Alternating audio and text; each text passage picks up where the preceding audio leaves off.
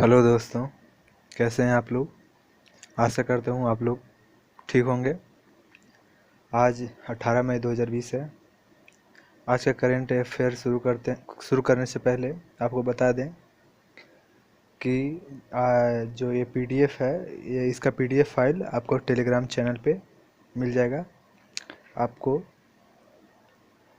Telegram channel का link आपको description में मिल जाएगा, वहाँ से आप विज़िट कर सकते हैं।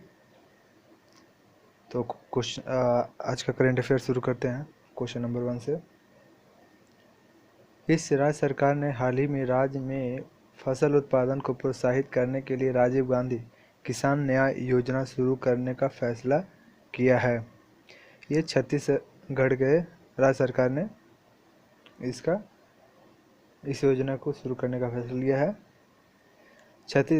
छत्तीसगढ़ सरकार ने राज्य में कोविड-19 महामारी को देखते हुए देश और विदेशी शराब के विक्रय पर विशेष कोरोना शुल्क अधिरोपित करने का निर्णय लिया है। राजीव गांधी किसान न्याय योजना के अंतर्गत राज्य के किसानों को उनकी धान की फसल पर लाभ पहुंचाया जाएगा। इस योजना के तहत छत्तीसगढ़ के किसानों को धान के समर्थन मूल्य के अंतर की राशि का लाभ मुहैया कराई जाएगी। राज्य सरकार के मुताबिक किसान न्याय योजना के द्वारा किसानों की आय में भी बढ़ोतरी होगी, जिससे गरीबी के असर में कमी आएगी।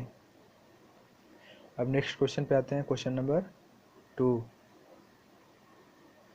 वित्त मंत्री निर्मला सीतारमण के अनुसार शहरों में गांव की ओर जा रहे प्रवासी मजदूरों को रोजगार की कमी न हो, इसलिए मनरेगा का बजट कितने करोड़ रुपए बढ़ा दिया है? 40,000 करोड़ रुपए। केंद्रीय वित्त मंत्री निर्मला सीतारमण ने बताया कि ग्रामीण क्षेत्रों में रोजगार की योजना मनरेगा की बजट में बड़ा इजाफा किया गया है।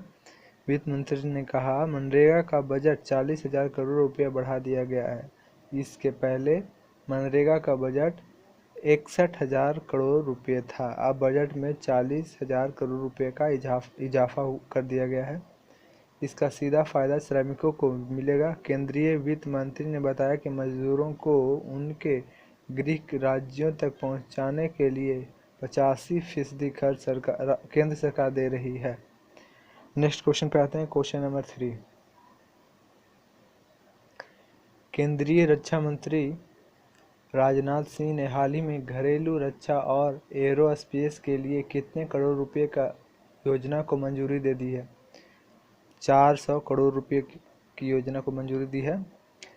इन केंद्रों में देश में विकसित और निर्मित सैन्य हार्डवेयर का परीक्षण किया जाएगा। रक्षा उपकरण परीक्षण योजना के मुख्य उद्देश्य देश में रक्षा और हवाई क्षेत्र के उत्पादन को बढ़ावा देना है।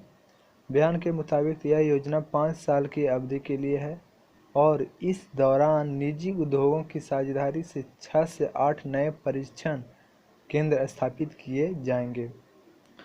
रक्षा मंत्री ने आगे बताया कि इस योजना के लिए सरकार अनुदान के रूप में 75% की राशि देगी और बाकी 25% लागत निजी उद्योगों और राज्य सरकारों की ओर से दी जाएगी।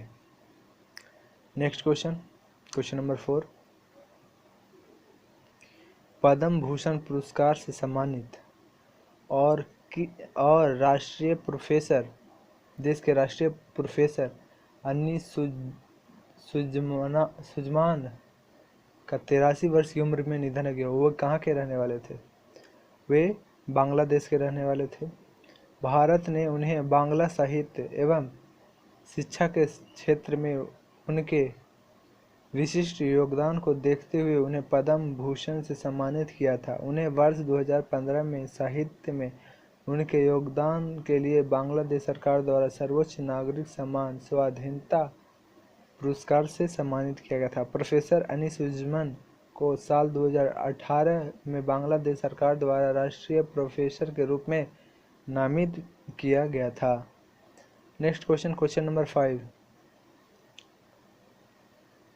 हाल ही में भारत सरकार, पश्चिम बंगाल सरकार और विश्व बैंक के मध्य पश्चिम बंगाल के दामोदर घाटी कमान क्षेत्र में सिंचाई सेवाओं तथा बाढ़ प्रबंधन के लिए कितने मिलियन डॉलर के एक ऋण समझौते पर अनुबंध किया गया है? 145 मिलियन डॉलर राइट आंसर है। इस परियोजना से पश्चिम बंगाल के 5 जिलों के लगभग 2.7 मिलियन किसानों को बेहतर सिंचाई सेवाओं का लाभ मिलेगा तथा इस क्षेत्र में प्रतिवर्ष आने वाले बाढ़ के बेहतर प्रबंधन में मदद मिलेगी। विश्व बैंक द्वारा 145 मिलियन डॉलर, एशियाई अवसंरचना निवेश बैंक और 123.8 मिलियन डॉलर का पश्चिम बंगाल सरकार द्वारा वित्त पोषण किया जा रहा है। अमेरिका की टेनेसी घाटी प्राधिकरण के आधार पर दामोदर घाटी परियोजना के तहत वर्ष 1948 में दामोदर घाटी निगम की स्थापना की गई थी। Next question number 6। भारतीय सेना द्वारा समान नागरिकों को कितने साल के लिए सेना में शामिल करने के संबंधित एक प्रस्ताव पर विचार किया जा रहा है? 3 साल। यदि इस प्रस्ताव की मंजूरी मिल जाती है तो यह अपनी तरह का पहला प्रस्ताव होगा जो देश के आम नागरिकों को भी सेना में शामिल होने का अवसर प्रदान करेगा। इस प्रस्ताव के अनुसार नागरिकों द्वारा सेना में शामिल होना पूर्णतः स्वैच्छिक होगा। इसके अलावा चयन मानदंडों में किसी प्रकार की कोई कमी नहीं की जाएगी। प्रस्ताव के पारित होने से ऐसी उम्मीद की जा रही है कि इसके परिणाम स्वरूप सेना के वेतन और पेंशन खर्च में भारी कमी होगी तथा इस प्राप्त धनराशि का उपयोग सेना के आधुनिकीकरण के लिए किया जा सकेगा। नेक्स्ट क्वेश्चन नंबर 7 में आते हैं। राष्ट्रपति रामनाथ कोविंद ने हाल ही में घोषणा की कि वे अपने वेतन का कितने प्रतिशत कोरोना महामारी के खिलाफ लड़ाई में भारत सरकार की सहायता के लिए दान करेंगे? 30%। राष्ट्रपति रामनाथ कोविंद ने मार्च में पीएम केयर फंड में 1 महीने का वेतन का योगदान दिया था और अब उन्होंने 1 साल के लिए अपने वेतन में 30% की कटौती का फैसला किया है। राष्ट्रपति भवन पैसा बचाने और इस लड़ाई में मदद करने के लिए राष्ट्रपति के निर्देश का पालन करेगा। यह कोरोना महामारी के खिलाफ लड़ने के लिए खर्च को कम करने और पैसे बचाने के लिए एक उदाहरण स्थापित करने के लिए किया जा रहा है। वेतन कटौती के अतिरिक्त राष्ट्रपति के घरेलू दौरे और कार्यक्रमों में भी कटौती की जाएगी। Next question number 8। अंतर्राष्ट्रीय प्रकाश दिवस निम्न में से किस दिन मनाया जाता है? 16 मई को मनाया जाता है। प्रत्येक वर्ष 16 मई को अंतर्राष्ट्रीय प्रकाश दिवस अर्थात इंटरनेशनल डे ऑफ लाइट मनाया जाता है। यह दिवस विज्ञान, संस्कृति, कला, शिक्षा और सतत विकास, औषधि, संचार और ऊर्जा के विविध क्षेत्र में प्रकाश की भूमिका के उपलक्ष्य में मनाया जाता है। वर्ष 1960 में प्रसिद्ध भौतिक शास्त्री और इंजीनियर थियोडोर मेमन द्वारा लेजर के पहले सफल संचालन की वर्षगांठ के उपलक्ष्य में 16 मई को यह दिवस मनाया जाता है। 16 मई 2018 को संपूर्ण विश्व में पहला अंतर्राष्ट्रीय प्रकाश दिवस मनाया गया था। Next question number 9। हाल ही में प्रधानमंत्री उज्ज्वला योजना के कितने वर्ष पूरे हुए?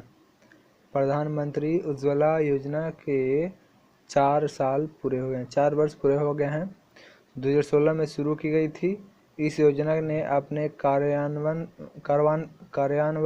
के 4 साल सफलतापूर्वक पूरे कर लिए हैं।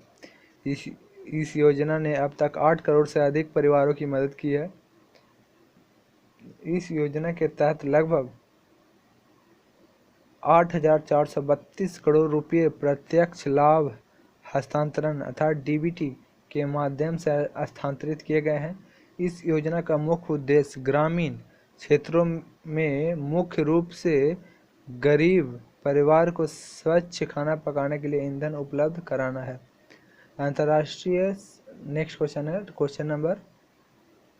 क्वेश्चन नंबर 10 में आते हैं। अंतर्राष्ट्रीय